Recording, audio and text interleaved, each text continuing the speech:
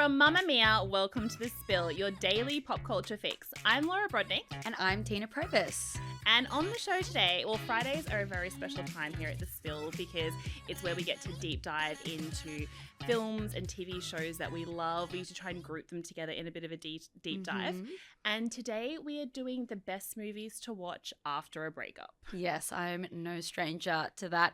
I love to sink my teeth into a binge marathon of breakup movies, but I guess we all have our own idea of what a breakup movie is. Yeah, exactly. So, again, we love rules here on The Spill. It's also so funny because for these Friday deep dives, we usually tie it to, a big, new slasher has come out, so we'll do best slashers. Or, a new romantic comedy has come out, so we'll do best romantic comedies. So, when you suggested best breakup movies, I should say, because we've never done this on the podcast because surely someone somewhere is having a breakup. So then in our production meeting, we were like, how do we tie this to the current climate and what's happening in pop culture? And then we thought, you know what? Breakups happen all year round, all the time. We don't even have to tie it to anyone. Yeah. Unfortunately, this episode will be viable all year long. So we're classifying breakup movies as a movie where the central character is involved in a breakup in some way and kind of getting a bit more nitty gritty where they have an evolution or they have closure or they have revenge, my favorite thing in a breakup movie. That's an unhealthy way to look at it. So that is how we're doing breakup movies today. Do you want to kick us off with your first one? Yes. So one of my favorites to watch is Celeste and Jesse Forever. Now, I don't know if a lot of people have seen this movie. I have not seen that movie. Yes, it's got Rashida Jones and Andy Samberg in it. So essentially, it opens with them as this cute couple. That's how they're introduced to us. But we quickly find out that they've been divorced for 6 months when their friends have an intervention and say, what is going on between you guys? And it's really looking at, how messy it is and complicated when you go through a breakup but you still are deeply connected to someone, and it follows the process of letting go. As the script once said, when a heart breaks, no, it don't break even. So we see Jesse still in love with Celeste and they've agreed to be best friends, which never works out for anyone. Wildly problematic on all fronts. They hang out every day. They say, I love you. He still lives in a studio in her home. Oh my gosh. So you can imagine how messy that gets when he eventually does start to move on, see other people, and Celeste starts to really question whether she's made the right decision, which I think is something a lot of people can relate to. Yeah, that classic thing of you're so sure when they're still an option because they're kind of in the peripheral, but then once they move on, it's that's the closure moment, right? Of have I made a mistake? Can you really be friends with an ex? That is the age-old question. Yeah, I mean, I'm going to say no, but I know other people have different experiences. What's the takeaway for the movie? Can you be friends with an ex or no? It's really interesting. I guess they try, without giving too much away with what happens, I think it's the relationship is going to change and kind of navigating how to change it while still being in each other's lives. I think you can be friends with an ex after some time and it is impossible to do so if you're still in each other's everyday lives. How are you meant to be dating someone when you've just gone through a divorce and living with them? And living with them, or even people when you break up and you're still seeing each other all the time. Do you go from having coffee with your ex to then a date? No, when I say you can't be friends, I feel you can be friendly, but I don't know if you can go have that best friend kind of dynamic. I think that I can and I can't. No, I love that. No, okay. You're no, I think I can, but I can't. But also, you know what? I'm sure someone out there has proved us wrong. What stage of a breakup are you watching this movie in? Because you know how sometimes there's different stages depending on where you're in the process that you watch different movies. Where would this fall? I think this is beyond the anger phase and you're just sadly looking back. I think this is for people who have just lost their person and it feels you're losing yourself a little bit because so much of your identity is tied to them and the future you thought you were going to have together. And when that changes and the dynamic changes and you're just left feeling confused, I think this is a great movie for those people. Oh, okay. Oh, I love that. All right, I have to advertise. It's so rare that someone comes on here and says a movie that I haven't seen. You need to watch it. No, because they're so funny as well. So it's a good dynamic. I love Rashida. Oh my God, love her in anything. Mhm. Okay, I'll add that to my watch list. Okay, so when I was trying to decide which movies to pick for today's show, I always got overwhelmed because there's so many. There's just so many good options. And I was in a car on the way to an event full of women I work with of like all different ages, and we all work in different areas. And I was like, oh guys, what's a good breakup movie to talk about in the pod? And at the same time, every woman in the car yelled Someone Great. Have you seen it? Yes. Yeah. Yes. I And love I was her like, in I it. love how that's become the definitive comfort breakup movie for so many different women. Again, different ages, coming off like a relationship breakup or just like a few dates that have gone nowhere or like a marriage breakup. Like everyone comes back to this movie. So if you haven't seen it, it's a Netflix movie. It stars Gina Rodriguez, Brittany Snow, and DeWanda Wise. I've got to say, when it first came out, like I saw it, I saw the hype around it, but I didn't know if it was for me. I'm just like, oh, I'll get around to that one day. Yeah. And then I was staying with my little sister one night and she said, we were trying to decide on a movie to watch. And she was like, oh, I mean, we could watch Someone Great, but we've both watched that 1,000 times. And I was like, I've never seen it. And she was like, oh my God, like she literally threw herself at the TV, put it on. And it is such a great movie. So it's Gina Rodriguez. She's just gone through this breakup. She's about to move cities. And so her two best friends come over and they have almost like this like wild final night out to kind of like get her out of the funk of this breakup.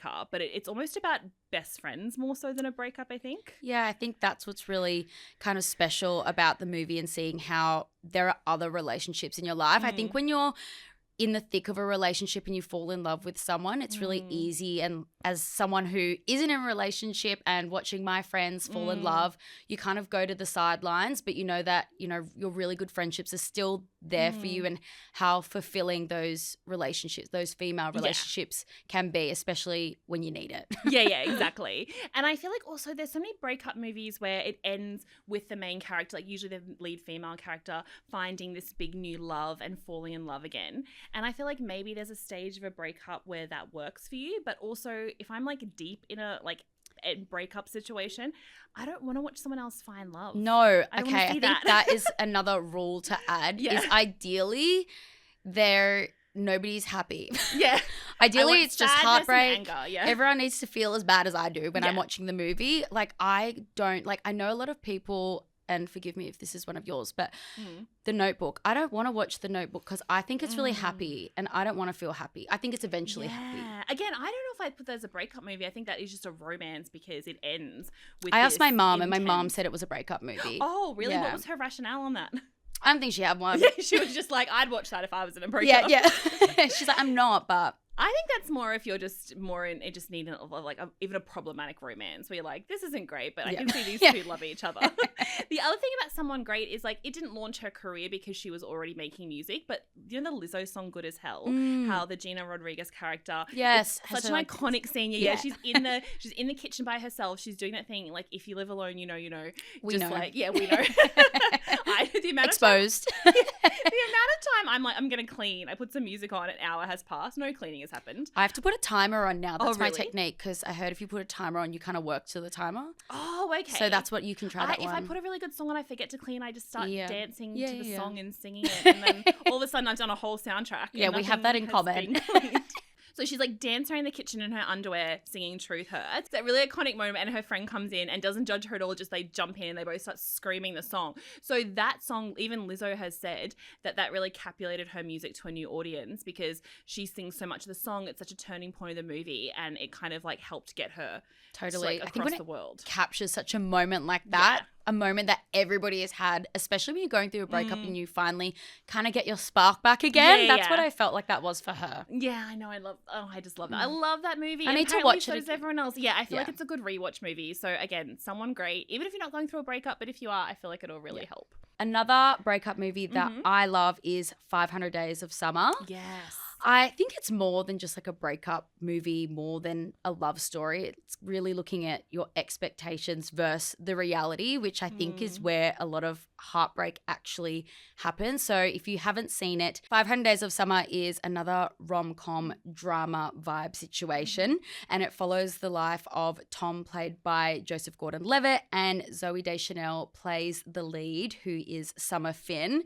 And we see Tom falling in love for Summer. It kind of goes into windows of them getting to know each other, and it follows the story of the excitement they have when you first meet someone, and then also, you know, when those feelings aren't reciprocated.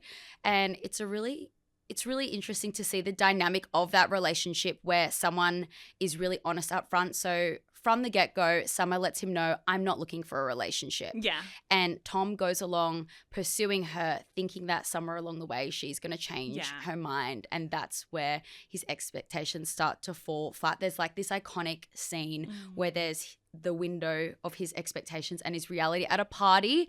And I feel like that is so real. Like, you know, when you're going to run into your ex and you're like, we're going to rekindle and have a really good night, and it just goes completely south. And I think that's something that everybody has had happen in their life. God. Yeah, that movie, the impact of that movie when it came out, it was just one of those things like there was so much hype around it, especially because Joseph Gordon-Levitt and Zooey Deschanel were like such hot, I mean, they still are, but very hot properties at the time. Their chemistry on and off screen was incredible. And I just feel like that movie became such a huge talking point for so long. And wasn't it when the movie came out, people like started to hate the character of Summer, right? Yeah. Like she was a bitch and she was leading him on and she didn't know a good thing. I feel like people really demonized her. It's interesting because I feel like the film isn't villainizing her. No, I don't think the film is. Maybe that's just how people were thinking at the time and she was more of an easy target. Because I thought that was great about the movie. It shows that it is never really someone's fault and two people can have a different experience of the same relationship. Yeah. And I think the non-linear way the story is told, because we're kind of going into flashbacks at different points in time, it's very reminiscent of when you are going through a breakup and pulling out all the good moments when you're trying to make sense of where it all went wrong. Like, I can recall so many conversations with friends where you're shocked and blindsided by a heartbreak. Yeah. And you're saying, but we just went on holiday. Like, we just went to each other's parents. Like, where did it go wrong? And then slowly, as you unravel the puzzle pieces. Yeah, we're knitting. I'm following what you're saying. You're picking up what I'm putting down. You start to see the little signals that you ignored and the red flags along the way. And I think the way they tell that story is really clever. Because that is how we look at a breakup. Yeah, we're only looking for all the good times when we look back, even if it's a completely wrong true. fit. And yeah, what you're saying at the different perspective of that movie is so interesting because in his story, she's this kind of person who came in and broke his heart. But in her story, if you flip the whole thing around and it was all from her perspective, I feel like he would be this kind of clingy guy who was really like, she had fun with him, but she kept saying like, I don't want a relationship. And he just would not take no for an answer and then started being really like overly emotional. Like if you flip it around, it's a very different movie. I feel attacked. I'm like, I have definitely done that for I know, sure. all of a sudden your face like looked down and I was like I think it is hard because sometimes people's actions and words don't marry up and people can tell you how they feel, and if you want to read into how they're acting and take different meaning from it, that's where it becomes this grey area. But at the end of the day, you have to take something at face value. Yeah, 100%. Oh, that's what we take away from that movie. Also, great soundtrack. Zooey Deschanel's great hair, soundtrack. Always great. When That's they so have important. that dancing scene to Mr. Blue Sky. Yeah, I love that. What an iconic movie, and also so interesting that it still gets referenced all the time. Like it's really it came out so long ago, right? So long ago. I think it came out in 2009. Right. So yeah, a few years ago. It's getting on now. But I think as well, building the idea of someone, falling in love with the idea of someone is also where you get heartbroken because it's just the idea of what you think you're going to be together, and he has created this whole world that doesn't exist, and that's where you get let down. He just wanted a wife and a child and everything, and she was just that for him. So yeah, I love that. Great breakup recommendation. Where in the breakup do we watch that, do we think? I think you have to be ready to accept a hard truth if you're watching that movie. So not the day of. I actually watched it recently when a guy I went on one date with didn't want to see me ever again. So I just wanted to watch that to like bring me back to earth and remember that I don't know this man yet. Yeah, exactly. It could have been that, so thankfully it's not. Yeah, exactly. You're like, I just assigned him something, but it didn't have to be him. Yeah. Oh my gosh, love that. Okay, so I'm just going to say I know this next movie I'm going to recommend is maybe too literal. Okay. But as I went through my list, I just had to include it because I think it's such an important part of like the cinematic breakup world. and it's called The Breakup. Groundbreaking. Two on the nose. I know. But like it does what it says on the tin in the movie. So I don't know if you've seen this one. It came out in 2006 with Vince Vaughn and Jennifer Aniston. I have seen it, but I need to rewatch Well, because I can't remember it. You're going to have to jog my memory. So they're a couple, and at first they kind of have this like very picture perfect life where it shows their meet cute at a baseball game, and they have this. Also, the actors have incredible chemistry, Jennifer Aniston and Vince Vaughn, which is so important because they dated in real life after the movie. Oh, they did date really? in real life. Yeah, they met on the movie. They had chemistry. They only dated for a few months once the movie had come out. So I think their whole relationship was about a year from when they met when they broke up.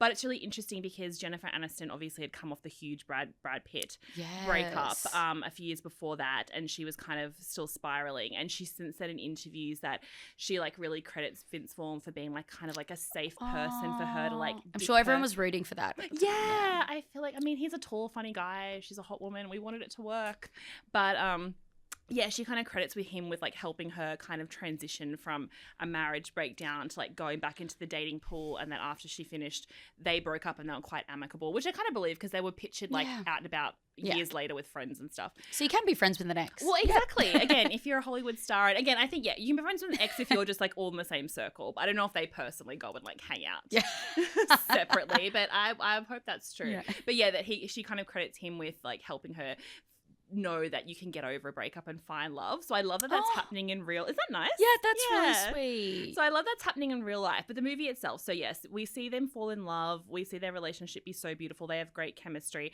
And then we see them quite a few years into the relationship when they're both very focused on their careers, living in an apartment. They think everything's right, but like their relationship just isn't working. Like that love isn't there.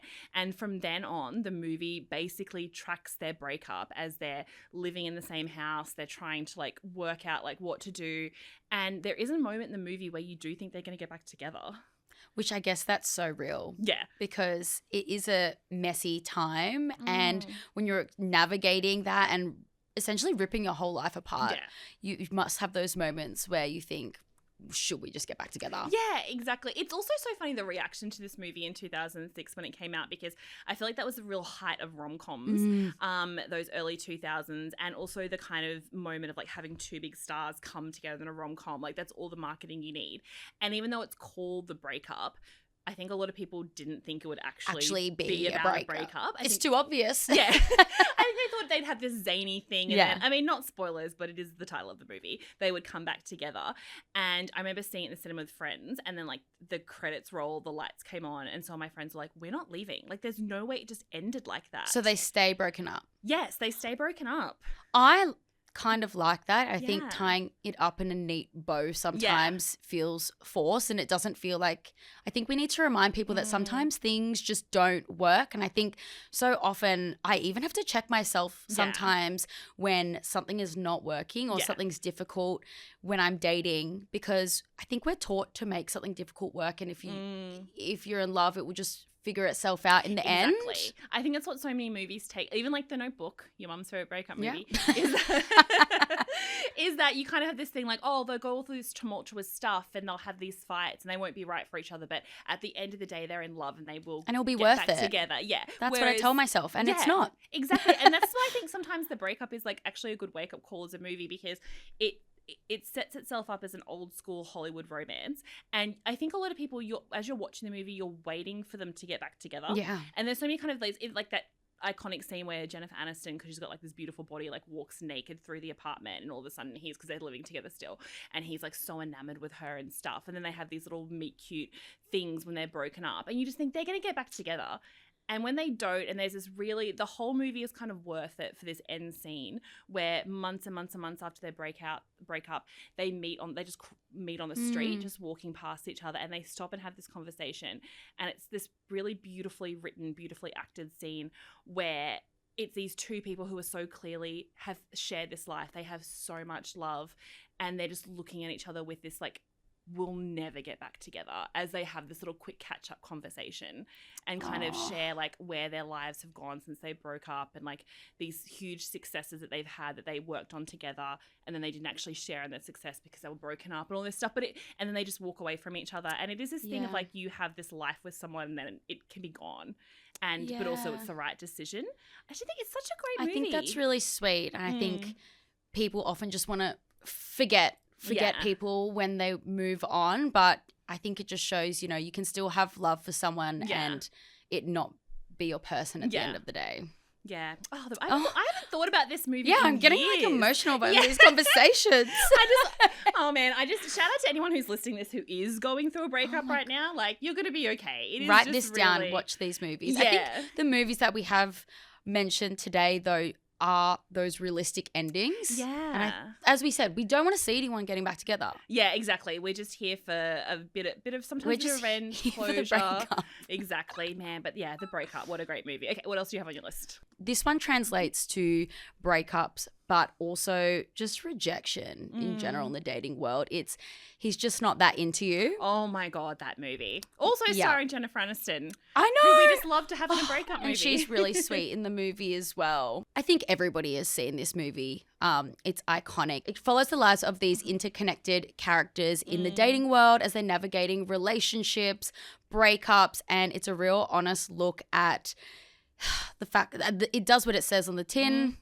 He's just not that into you. You know, if someone isn't calling you, if someone isn't texting you, if someone isn't chasing you or giving you commitment, at the end of the day, they're probably not interested, and it could be time to cut them loose. And that is essentially the premise of the whole movie. And I think it is really great because it's hard out here in modern dating. Yeah. And it's just a big fat reminder that you need to be honest. You need to be honest and check yourself.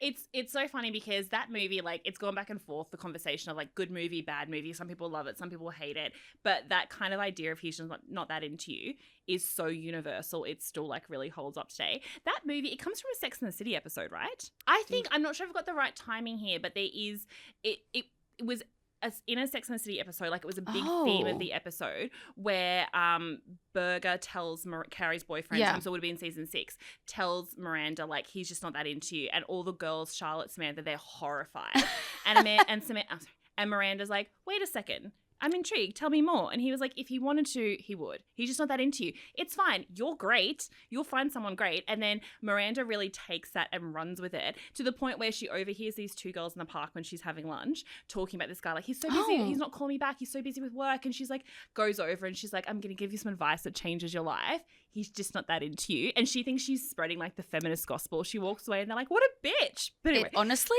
is though. And I think I love how the movie opens and it's this little girl in the park and a boy pushes her over, bullies her, and her mum consoles her and says, don't worry, sweetie, like he just likes you. Yeah. And I think that is something you kind of go through most of your life. I think in high school that was definitely a conversation I probably had at one point. I think that's what all little girls get told. I mean, maybe not now as much, but I think that was such a thing. It just, he just likes you. He just being mean to you to like, And it's the excuses that we make along the way. Yeah. And I even find myself doing this with my friends as well. If they haven't texted you back, you're like, don't worry, he's probably just really busy. But no one's that busy. We invent, like, exactly. I've got a whole plot lines going on. He's so busy. He's lost his phone. He didn't see my message. He messaged me, but I didn't see it because I didn't know which platform it was on. And then you're like, I guess if he wanted to, he just would. And that's why it stands through all of this time. And I think when I was younger watching it, I thought, how desperate. That just feels like a fiction world.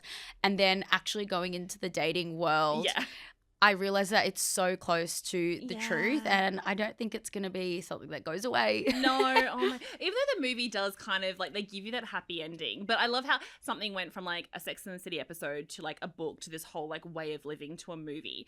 But then we sort of almost have with that movie that Hollywood ending, because then you've got Jennifer Aniston and what's the man make fun of all the time? Ben Affleck. I was about to say back tattoo, but you know what I mean. Phoenix tattoo guy. We have like kind of their happy. What do you I think of hate story? that. Do you? Yeah, I hate that. I actually rewatched this movie the other day and I kind of forget about the ending and how everything ties up because I just like the idea of the movie. Yeah. I like the concept, even though I choose to ignore it time after time. We all watch this movie and then it just goes off into the abyss.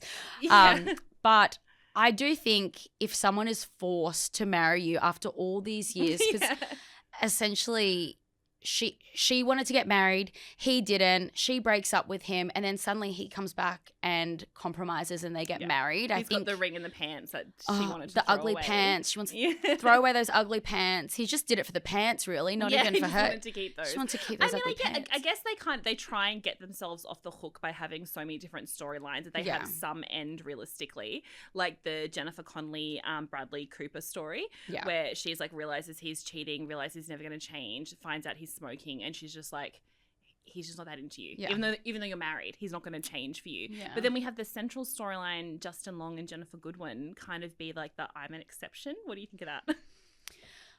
I just like, I think it is hard to like watch sometimes because buying into that and like the believability, I'm like, would that really just work out like that? Yeah, I know, but I guess it's that wish fulfillment of like, like there's this rule, but that moment where she's like, I'm the exception. He really does love me, and they get together, and it's so Hollywood and not realistic. But maybe I feel like the movie was just too worried to go in like a different direction. Yeah. Maybe one day when I have my own love story, I'll be able to relate to that plot line a little bit more closely. I know, that's not landing flat for me. The only thing I love about that storyline is like Jennifer Goodwin and Justin Long are best friends in real life.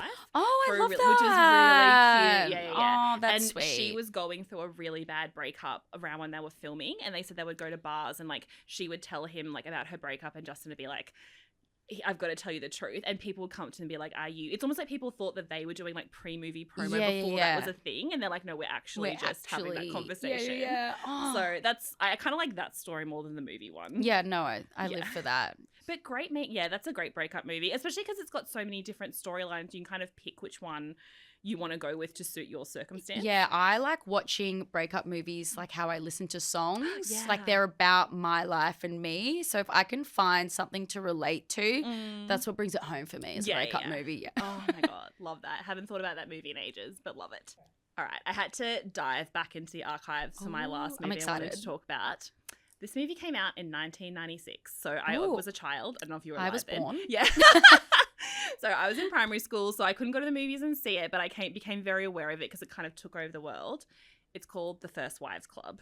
I haven't seen this one. Oh my God, you have to watch it. Homework tonight. Yes, it came out so long ago, but I've watched it many times since, and it still holds up. And even to this day, when I tell people to go watch it, they just love it. Like it doesn't feel dated. It's just such a good movie. Yeah. There's some things I don't feel very strongly about, but I feel very strongly that you will love The First Wives Club. Yeah. So it came out in 1996, and it stars Bette Midler, Diane Keaton, and Goldie Hawn. So already good cast. Yep. And so they play three best friends who meet in college, and they're so close. They're like sisters.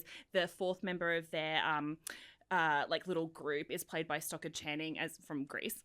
And they're best friends, and they vow to be in each other's lives forever. And then it cuts about 30 years into the future. So they're all like much older, married, have adult kids, and they fall out of contact. Yeah. Until Stockard Channing's character commits suicide. So the beginning's quite dark. Commits suicide because her husband has dumped her and moved on for a younger woman. And so the other three characters all come to the funeral, and they reconnect, and they realize that all of their husbands have just left them for younger women after them like getting them through their careers and like being a homemaker and having their children. And so they decide to enact revenge. I love this already. Revenge, it's so good, and all their characters are so Goldie Hawn plays this like famous actress who made all of these iconic movies with her then director husband, and now he's making movies with a young actress, and she's only getting scripts to be like the mother character. So she's very angry, and she's like a Hollywood like legend.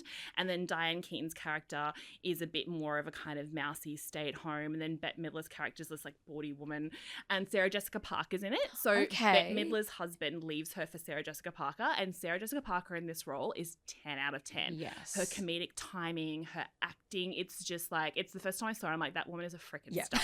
Like so so good. So then they go on this huge quest, and the way they get revenge is so good, from like shutting down their businesses, taking their money, breaking up their relationships, public humiliation. It's just so clever.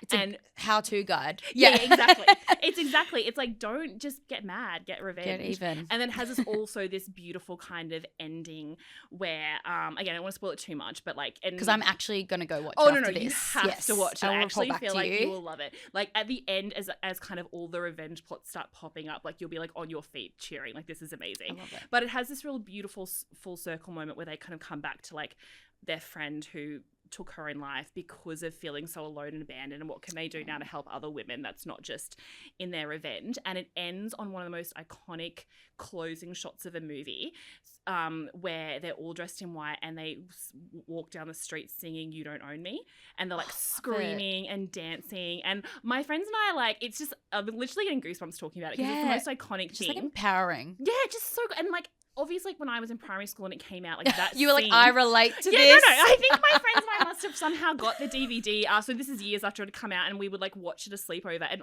we would like go down the street doing that dance and stuff. I love that. And we're relating to these women in their like 40s and 50s who have like divorced, but we're just like, you know what? Women stick together. And even as like 10-year-olds, we kind of like got that message from it. Totally. Yeah, such a good movie. At what point in a breakup should someone watch beginning. this? The beginning, when you're angry. I think it's like angry revenge, and they have these moments where like, especially Diane Keaton's character, because she's very much like, oh, you know, like we might get back together, and like, you know, like she just saw her daughter, like your father's just going through something, and then she has this moment where she has this breakdown moment where like, if you're just going through a breakup, it will feel, I think, cathartic for you to watch her have this rage moment where she finally lets it out. Like, it's so good. Oh.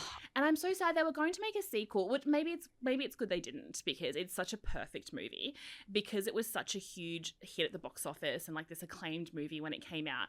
All the three lead actresses, so Goldie Hawn, Bette Midler, and Diane Keaton, all said they would come back for a sequel, but the network was like, oh, I mean, it's a woman's film. Like, even though it made so much money, they're like, you can make it, but we're only going to pay you the same amount as the first movie. Whereas usually if you come back to make a sequel to a movie that is a box office hit, you get more money. And so when you can only do it again with that cast.